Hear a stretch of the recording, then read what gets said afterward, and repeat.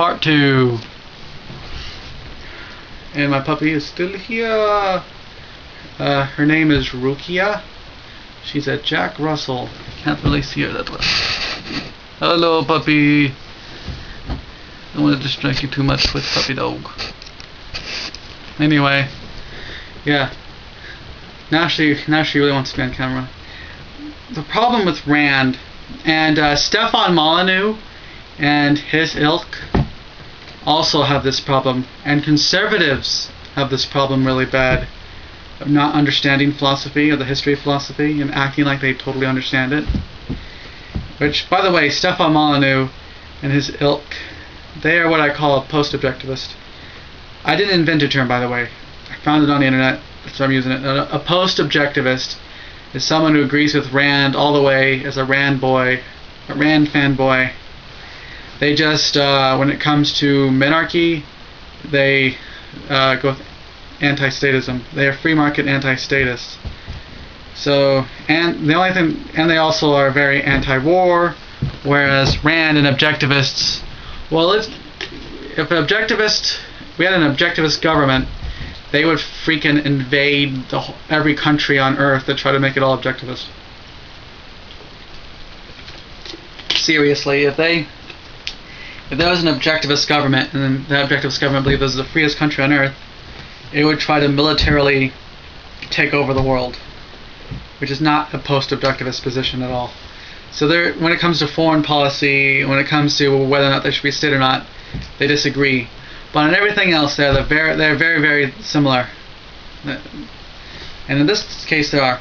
So basically, yeah, the Rand people and the Molyneux people don't understand philosophy. For instance, Rand had this idea that existentialism is basically do whatever you feel like doing because life's absurd. No, that's very oversimplified. She believed that like all academic philosophers were like this crazy postmodernists who don't believe in reality. It's not really the case. I mean, just anecdotally, which I know is anecdotal isn't great evidence, but in my college, Wichita State University, postmodernism is not very popular.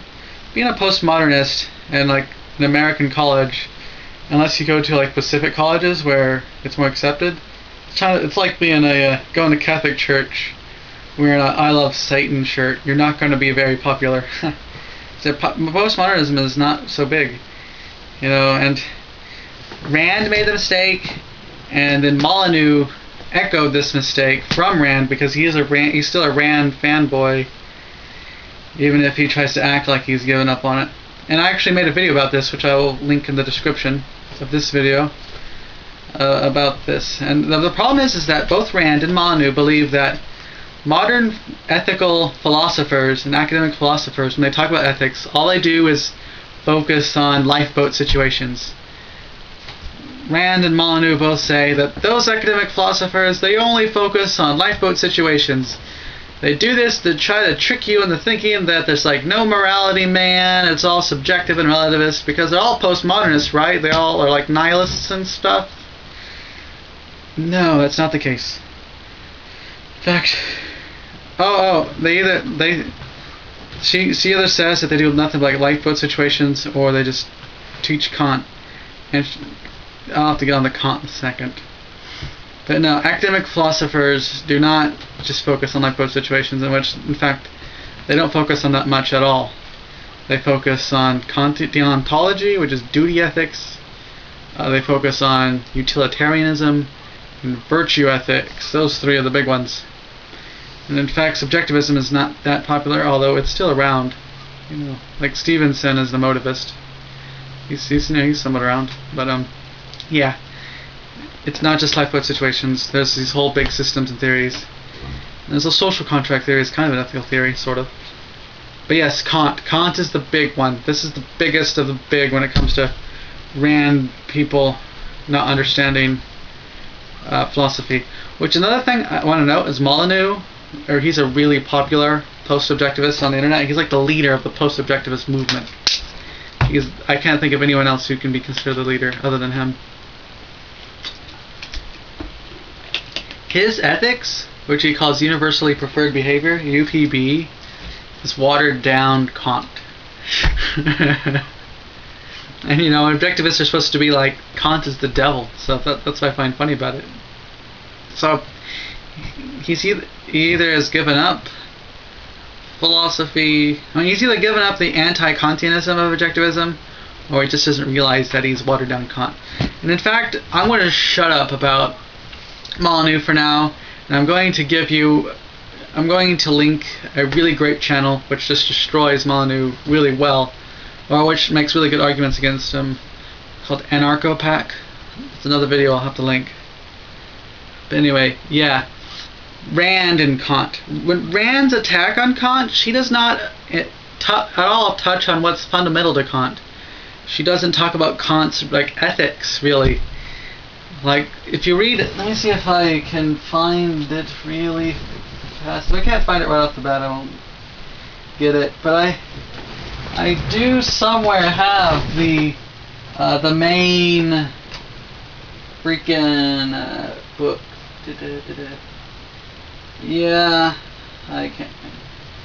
Anyway, it's called the preface on the meta. It's probably because it's right here. Here we go. The groundwork of the metaphysics of morals. It's a thin book. This is pretty much the greatest intro to Kant, written by Kant. And she basically, it's like she read this and then focused on the one little section where Kant talks about what counts as a good will. And Kant did kind of have an altruist view that, well, you can't be a good will if you're self-interested, and his kind of view is like, because it'd be kind of it's conflict of interest type of deal. But you can really you can take that out of Kant, and I think you can still kind of have the rest of Kant, because what's really important to Kant is the categorical imperative. You know, that's the real deal. But she focuses on the part where he says you can't have a good will if it's self-interested, and then like explodes it into almost everyone's a follower of Kant, because they have this like extreme altruist view, which they don't really have. I covered that in the last video. And that's why everyone is super altruist, because Kant said so, when really that's the fundamental thing to Kant is the categorical imperative, which is not the categorical imperative says nothing about self-interest or altruism. The categorical imperative is basically a logic argument. Categorical imperative, all it really says is something like, you should wish, see what would happen if your action would become a universal law, and if that would make the action contradictory, if it's like a moral question, then it's wrong. Basically, you do this by finding out the maxim of the action is. The maxim is like the what are you doing. So if I like kill someone, the maxim is, in this situation, I kill people. Or the maxim is it is okay to kill. And you know, if everybody killed all the time, if everyone went off that maxim, it'd be self-contradictory, because then you wouldn't be able to kill because everyone would be dead, or there would be just one person left who's like the king of the hill, but you know he's gonna die soon anyway because everybody dies. So eventually everyone will be dead because everyone murdered everyone. So it's like, if she attacked that, then it'll be alright, because that's like more fundamental stuff. But she focuses on like a little tiny bit of Kant. Yeah. And I admit I haven't read Philosophy of Needs in a while, but like if I go off Leonard Peikoff, who's her who's her predecessor, I was reading the Ominous Parallels yesterday, because it's in the Philosophy Clinic's gigantic library, and the oversimplification he gave when it comes to the analytic and continental schools of philosophy, which are like the two big ones right now, was so just. And those terms are extremely general, by the way. Like, so general as to not mean anything. It's just, I don't know how to explain it, but his definition of the analytic school and the continental school was so absurd as to make me feel bad inside, that this person calls himself a philosopher, Leonard Peikoff. And people read him thinking that he knows his shit, or knows his stuff. Sorry, I curse sometimes. I'm around people who curse all day long. Well, yeah, a couple people I know curse a lot, so it gets on to me. Anyway, yeah. He said that the analytic school of philosophy is just absurd word crunching, and it says nothing about anything other than just nonsensical word crunching. and minutia. And the Continental School is just all like postmodern Hegelian Kant, man. Like, no, it's not. I really think that objectivists should actually, get a degree in philosophy before they, or at least read some history of philosophy books with an open mind. And that's where I'll end this video, about the open mind. And then we'll get to the next part 3 begin.